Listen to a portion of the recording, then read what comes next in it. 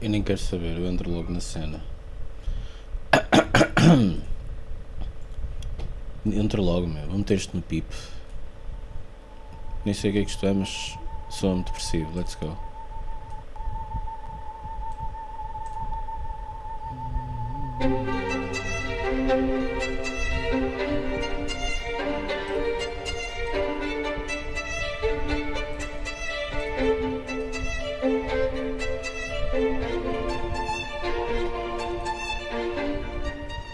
The course tutor asked us all to imagine our client had turned up late to therapy, claiming the trains were disrupted. She invited us to suggest other possible reasons for this lateness.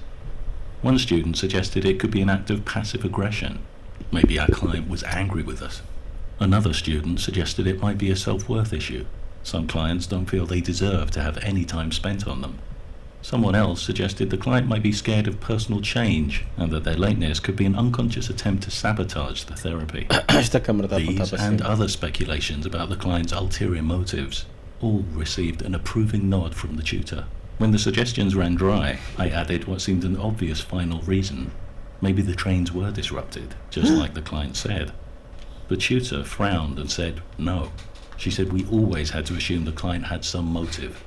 I was mystified. I said trains do get delayed. Cars do break down. Sometimes things happen outside of our control to make us late.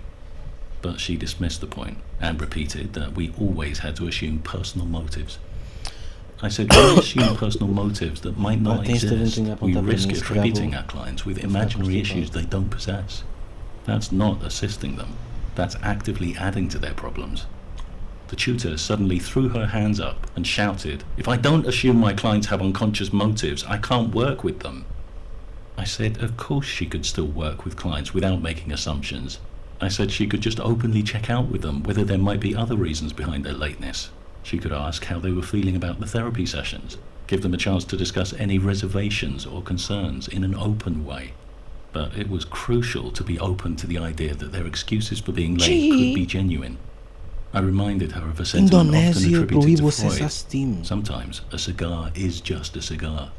Sometimes things are just what they seem, with no hidden meaning or symbolism. She sat in silence for a long time, gazing at the wall. People in the group looked at each other bemused, wondering what was going on with her. Finally, she turned back to the group and moved on to the next exercise, as if nothing had happened. It was just another in a series of jarring outbursts by various staff members on a therapy course I attended a few years ago. I was already a qualified therapist at the time, and I'd taken the course purely to build on my existing experience. Other students, who hadn't yet qualified, had more at stake. Around a third of the group ended up leaving the course in response to continued misconduct and ethical violations by the staff. We were repeatedly directed to diagnose our clients with bogus psychological issues. Despite zero medical training, staff directed us to assume our clients' physical illnesses were purely psychosomatic and to keep clients in therapy at all costs, even when they indicated they were ready to end. We were told to warn them against the dangers of leaving therapy prematurely and falling back into old destructive patterns. When students disputed the training centre's practices, staff members suggested they had psychological issues that they should discuss with a therapist. The place was rife with imaginary defects. Of course, it's part of everyday life that we sometimes get accused of having flaws without any good evidence. But in certain arenas, these accusations can pack more of a punch. Therapy is one, religion is another. The manipulations found in the realm of religion are nothing special. They're just more highly structured and cloaked in a sense of untouchability called holiness, which is itself a manipulation designed to silence dissent. They're also more magnified. The same religions that piously condemn gambling ask us to gamble our entire lives on their unsubstantiated accounts of the universe.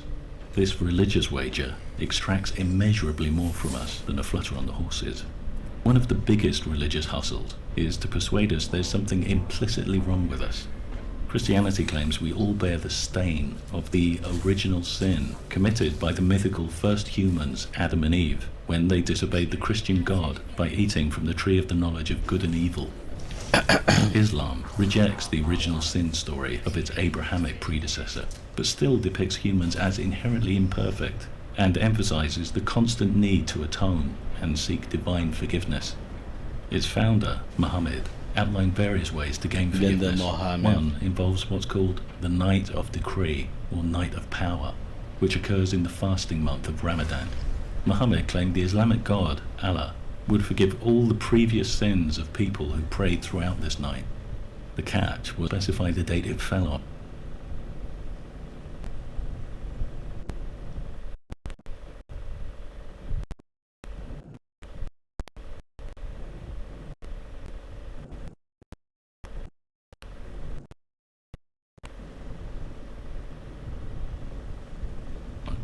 Followers were told it was one of the odd nights of Ramadan's last 10 days.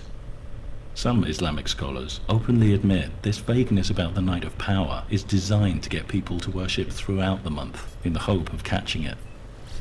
But even the most dedicated worshippers can have all their acts of devotion erased on a whim. In his book, Major Sins, revered 13th century writer Imam Dahabi explains the sin of feeling secure from Allah's devising. He claimed folks who think they've qualified for paradise can have their destination deliberately overwritten by Allah when paradise is a mere arm's length away. Some apologists claim this is just a warning to individuals who actively indulge in sins on the assumption they'll be automatically forgiven if they fulfill their worshipping obligations. But Dahabi points to a more far-reaching interpretation that implicates everyone. Anyone, good or bad, who dares to feel secure about their place in paradise can be made to sin by Allah right at the last minute and sent to hell. Dahabi says Allah can choose to make someone agreeable, disagreeable, willing, or hateful, and cites Muhammad's claim that a person's heart is held between Allah's fingers, who can change it whenever he likes. What's being encouraged here is a state of perpetual insecurity. People are told they're psychologically sick, manipulated into chasing endless religious therapy, kept endlessly guessing about whether the therapies worked, and warned that bad things could happen if they dare to think they're doing okay. Joseph Smith, founder of the Christian offshoot Mormonism, also rejected the Christian story of original sin. He said people would be punished for their own sins, not Adam's transgression. And of course, there is no justice in punishing people for the transgressions of others. But there's also no justice in punishing people for things that cause no harm to others. Just like other religious groups, Mormonism denounces a range of harmless activities as sinful. Sadly, when religious leaders label something a sin, many followers never question whether there's a valid basis for that label. Instead,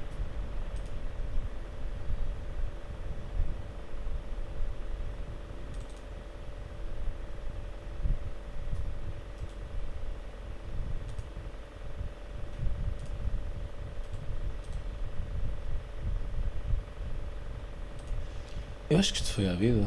O som